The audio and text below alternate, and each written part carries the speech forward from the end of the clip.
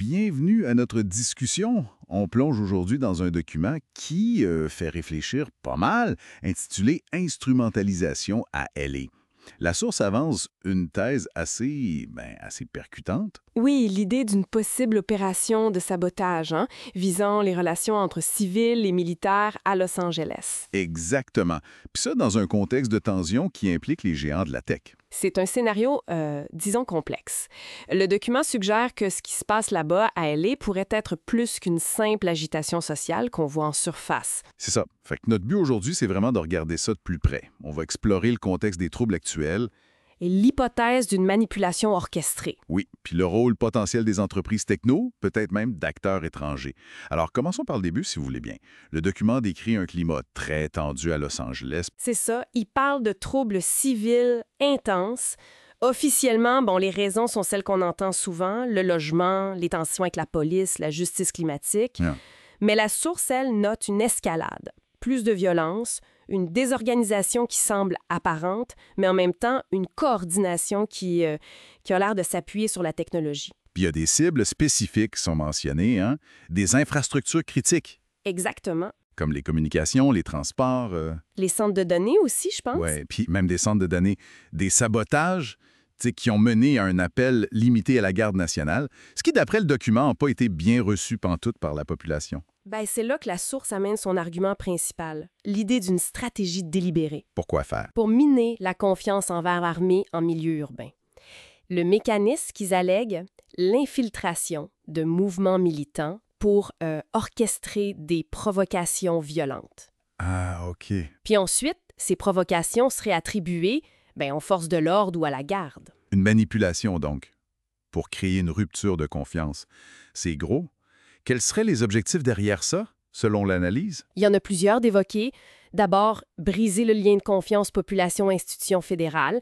Ensuite, accentuer la polarisation politique entre l'élite techno de Californie puis Washington. Mm-hmm. Et ultimement, fragmenter l'unité de commandement si jamais il y avait une crise nationale plus large. Ce qui attire l'attention aussi, c'est le lien que le document fait avec les compagnies high-tech de la côte ouest, Silicon Valley, IA, cyberdéfense. Oui. Le document parle de fuites. Puis là, il faut vraiment le souligner, elles sont non vérifiées. Absolument. C'est crucial de le préciser. Ces fuites suggéreraient que des groupes liés au crime organisé transnational, Ah oui? particulièrement des réseaux basés en Asie de l'Est, essaieraient d'avoir un contrôle indirect sur ces entreprises. Comment ça, indirect? Via des montages financiers opaques, des chaînes d'approvisionnement qui seraient compromises, piratées. La source va même jusqu'à mentionner un lien potentiel avec des factions dissidentes nord-coréennes qui opèrent à l'étranger. Wow, OK. Ça, c'est une affirmation assez majeure, puis basée sur des éléments pas confirmés, si je comprends bien. Comment la source essaie d'appuyer cette idée d'influence étrangère plus largement? Elle avance l'hypothèse d'une infiltration à certains niveaux du gouvernement californien par des agents ou des collaborateurs étrangers. Une infiltration. Leur but serait quoi?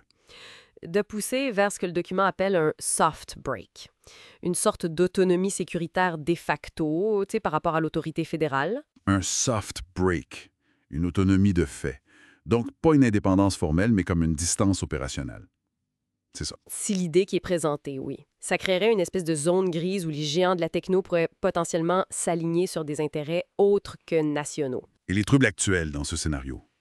Ils serviraient à discréditer toute intervention fédérale, à tester aussi la capacité de réaction de Washington face à une dissidence régionale, puis à préparer le terrain pour ce qu'ils appellent un hard fork géopolitique. Un hard fork, ça fait penser à les cryptos, mais là, c'est géopolitique. Ce serait quoi exactement dans ce contexte-là? D'après l'analyse, ce serait pas une sécession comme on l'entend d'habitude, plutôt une bifurcation de la souveraineté. C'est-à-dire? Sur les plans économiques et informationnels, une genre de séparation des systèmes, si on veut. OK. Alors, si on met tout ça ensemble, quelle est la conclusion de la source? Qu'est-ce que ça veut dire tout ça? Que les événements de LA seraient pas juste des émeutes, mais potentiellement un front dans une sorte de guerre invisible. Une guerre invisible? Ouais. Le vrai champ de bataille, selon cette perspective, c'est la perception publique, c'est la légitimité des forces armées puis le contrôle des outils numériques. C'est ce qu'on appelle parfois la guerre cognitive, la lutte pour influencer comment le monde pense puis perçoit la réalité. La guerre cognitive. L'idée est frappante quand même. Et les implications, ça dépasserait Los Angeles, j'imagine. Effectivement, le document suggère que l'absence d'une réponse claire à ce genre de situation pourrait à terme fragiliser la cohésion nationale américaine. Ah ouais. Ça ouvrirait la porte potentiellement à des adversaires pour essayer de reconfigurer l'ordre intérieur par l'infiltration puis justement cette guerre cognitive. Donc, pour résumer, le document qu'on a exploré aujourd'hui, il dessine un portrait assez complexe, même inquiétant, d'une possible instrumentalisation des troupes civiles à là. C'est ça. Un scénario avec des ramifications importantes qui touchent la techno, la géopolitique, puis la stabilité interne des États-Unis. Puis ça nous laisse avec une question de fond, je trouve. C'est quoi la résilience réelle d'une société quand ses infrastructures les plus vitales, puis là on parle pas juste du physique, mais aussi de l'informationnel, du cognitif, deviennent elles-mêmes l'enjeu d'un conflit qui dit pas son nom? C'est une bonne question. C'est une réflexion qui va bien au-delà du cas spécifique de Los Angeles, je pense.